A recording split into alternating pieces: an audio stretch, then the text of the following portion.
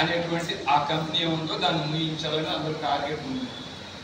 సమస్య ఏమిటంటే ఈ లాభం ప్రైవేట్ మాత్రం తప్పు కానే కాదండి. సమాజంలో దుష్ట శిక్షణ శిష్ట రక్షణ కోసం మనం వ్యవస్థలను ఏర్పాటు చేసుకున్నాం.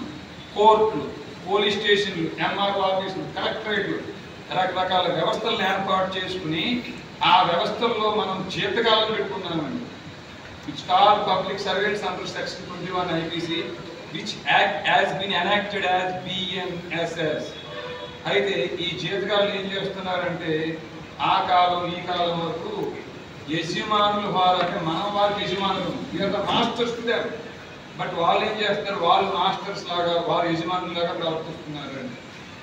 నేనే ఈ శరీరం, ఈ శరీరమే నేను, నా శరీర సుఖాల కోసమే బ్రతకాలని నేను కష్టపడి ఒక ఐపీఎస్ అయితే నాకు ఇన్ని సుఖాలు వస్తాయి, ఒక జడ్జి అయితే నేను ఇన్ని సుఖాలు పొందను అని చెప్పేసి పరధనముల కొరకు నూరులమది కరక బలికి కరుపుంపదిరిగినట్టి ఈ యొక్క ధనం కోసమే, సుఖం కోసమే వారు కూడా ఆయా ఉద్యోగాల్లో చేరి మీరు అన్నలు అనుసరిస్తారన్నట్టు మీరు మర్డర్ చేసుకోవచ్చండి, మానభంగాలు కూడా చేసుకోవచ్చండి, కబ్జాలు చేసుకోవచ్చండి, ఎన్ని నేరాలైనా చేసుకోవచ్చు. మాకు లంచాలు ఇస్తే సరిపోతుంది. అందరికీ తెలిసింది, నేను కొత్తగా చెప్పేది కాదు. మన దేశంలో ఎన్ని నేరాలు చేసినా పర్వాలేదు, లంచం ఇస్తే బెయిల్ వచ్చేస్తుందండి. అయ్యా ఒక మంచి లాయర్ని పెట్టుకుంటే మనకు 1 డేలోనే బెయిల్ వచ్చేస్తుందండి. దుష్ట శిక్షణ శిష్ట రక్షణ చేస్తాం అని బాధ్యత తీసుకున్న వ్యవస్థలు, కోర్టులు కానీ పోలీస్ స్టేషన్లు కానీ ఆ పని మానేసినాయి. ఆ పని వారు చేయటం లేదు కాబట్టి యథేచ్ఛగా కబ్జాదారులు కానివ్వండి, మర్డర్లు మానభంగాలు చేసేవారు కానివ్వండి, ఇట్లా అనుమతులు ఏ రూల్ బుక్ అనుకోవాలని అనుమతులు ఇవ్వాలి, ఆ రూల్ బుక్ ప్రకారంగా వీరు ఇచ్చిన డాక్యుమెంట్స్ అన్ని ఉన్నాయా అని సరి చూసేవారు కూడా కళ్ళు మూసుకుని ఇష్టానికి వారు అనుమతులు ఇచ్చేస్తున్నారు.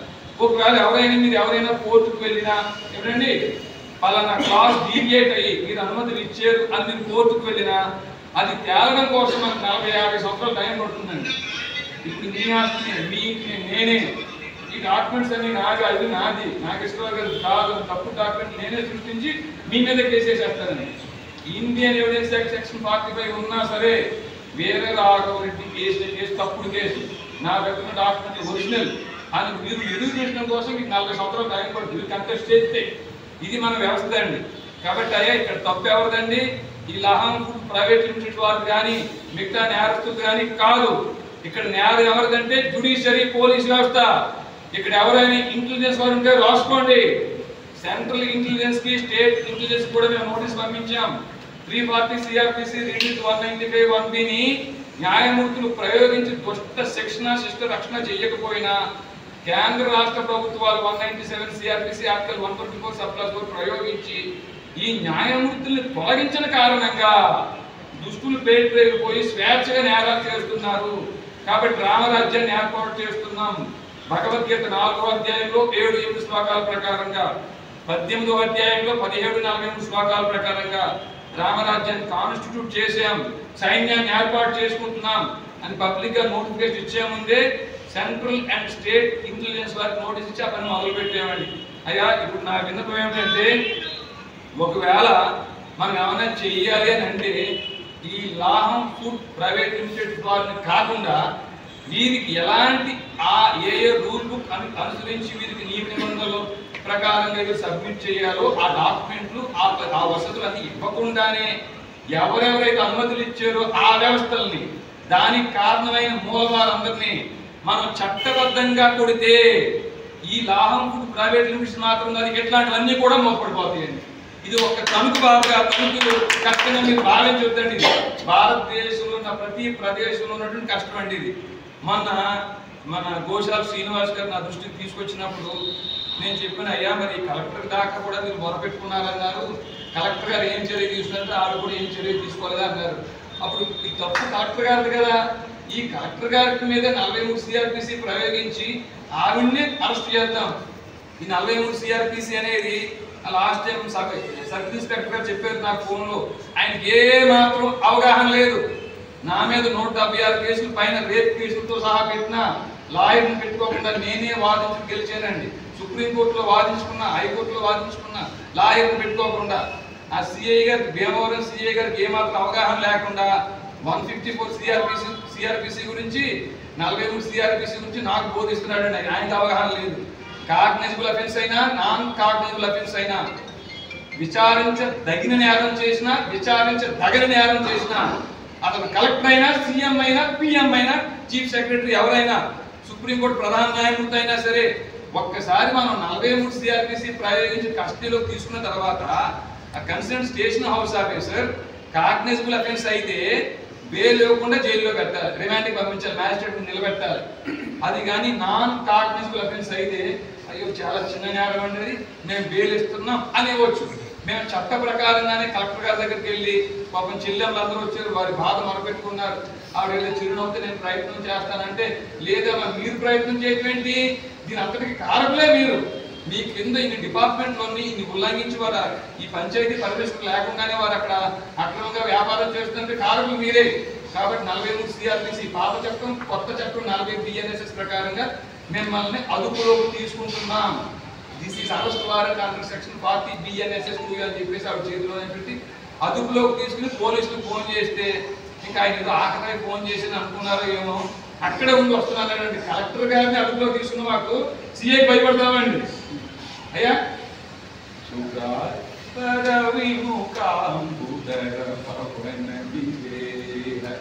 మానస విహారాప్త విదేహ మానస విహారాప్త. ఇది తెలుగులో ఏం చెప్తారంటే, రాముడు సీతాదేవి హృదయంలో విహరిస్తారండి. ఇదే విదేహ మానస విహారాప్త అంటే కాదండి.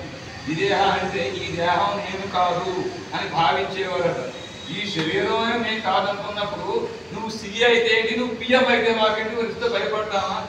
ఏదేమైనా మహాత్ములారా, ఆ రోజు కూడా సిఐ గారు వచ్చి మేము కంటెంట్ ఇచ్చాం, నోటీస్ నేను సంతకం పెట్టి నా అడ్రస్ రాసి నా ఫోన్ నెంబర్ రాసి ఇచ్చాను, సిఐ గారు కంప్లైంట్ సెపరేట్ కంప్లైంట్ ఇచ్చాను. ఈ సెక్షన్స్ ప్రకారంగా ఈ నేరాలకి కలెక్టర్ గారు పాల్పడ్డారు, ఆవిడ పేరు బలానా. కాబట్టి మీరు కలెక్టర్ అనేటువంటి పక్షపాతంతో మీరు విచారణ చేయొద్దు.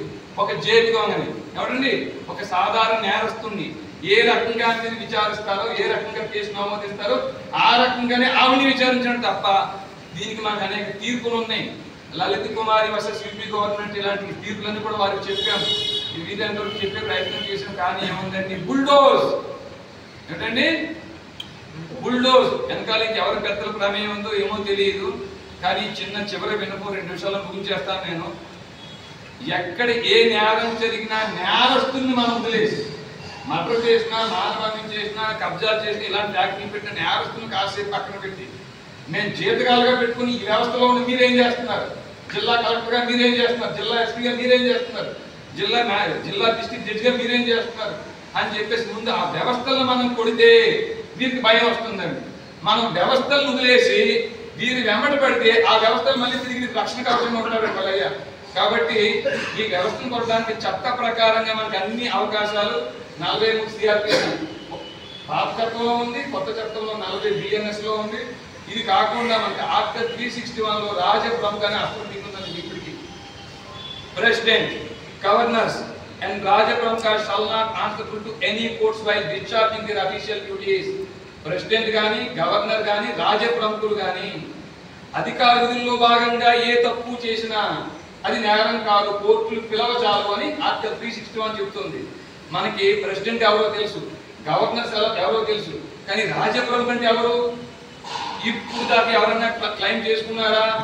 ఈ రామరాజ్యం ఏర్పాటు చేసిన తర్వాత శౌర్యం తేజో పుత్రిదాక్ష విద్య చాపే పలాయనం దానమీశ్వర భావచ క్షాత్రం కర్మ స్వభావం. ఈ క్షాత్రం కలిగిన లక్షణాలు కలిగిన మేము యస్య నాహంతో భావో బుద్ధిదేశ నలిప్యతే హత్వాచ సహిమాన లోకానంతి ననిమధ్యతే. ధర్మస్థాపన కోసం భగవద్గీత 18వ అధ్యాయంలో 17వ శ్లోకాన్ని మేము ప్రయోగిస్తే అది నేరం కాదని మాకేటి అలా చెబుతుందో, రాజ్యాంగంలో ప్రజలే ప్రభువులని, అలాంటి ఈ ప్రభువుల్లో ప్రముఖంగా బాధ్యత తీసుకుని ధర్మస్థాపన కోసం ఏ తప్పు చేసినా నేరం కాదని రాజ్యప్రముఖం ప్రయోగించుకుని ఉన్నామండి. ఇప్పుడు కలెక్టర్ గారి మీద ప్రయోగించింది 43 సిఆర్పిసి మాత్రమే. అయ్యా ఇంటెలిజెన్స్ వరకు రాసుకోండి. భవిష్యత్తులో ఆర్టికల్ 361 కూడా నిద్ర లేపడి కార్యం తెలియను. మీరు ఇప్పుడు దాకా అఘోరాలను చూశారు, నాగసాధువులను చూశారు, ఘోరాలు కూడా జీవించే ఉన్నారండి. అగణితమైన సేనగా ఘోరాలు కూడా జీవించే ఉన్నారు. మీ యొక్క రక్షణ కవచాలు 197 సిఆర్పిసి కానీ 77 ఐపీసీ కానీ ఆర్టికల్ 124 సబ్ క్లాస్ 4 అలాగే కానీ ఇంపీచ్మెంట్ ప్రొసీడింగ్స్ కానీ జడ్జెస్ ప్రొటెక్షన్ యాక్ట్ కానీ మిమ్మల్ని రక్షించలేవు అయ్యా. కాబట్టి దయచేసి ఇక్కడ ఉండే పెద్దలు కానీ ప్రముఖులు కానీ మీరు ఈ ధర్మబద్ధంగా ఏ నిర్ణయం తీసుకున్నా మా వంతుగా నిలబడటానికి మేము సిద్ధమై ఉన్నాము. ఒకవేళ లేదు ఇట్లాంటి నిర్ణయానికి మేము కూడా సిద్ధం అని అందరూ కూడా కలిసి వస్తే అందరికీ కూడా స్వాగతం సుస్వాగతం అండగా. ఇంకెవరికైనా ఏమన్నా సందేహాలు ఉన్నా నేను చెప్పే ప్రయత్నం చేస్తాను. ఎక్కువసేపు మాట్లాడిన పెద్దల సమయం వృధా చేయడానికి క్లుప్తంగా ఉంచే ప్రయత్నం చేసిరండి అయ్యా.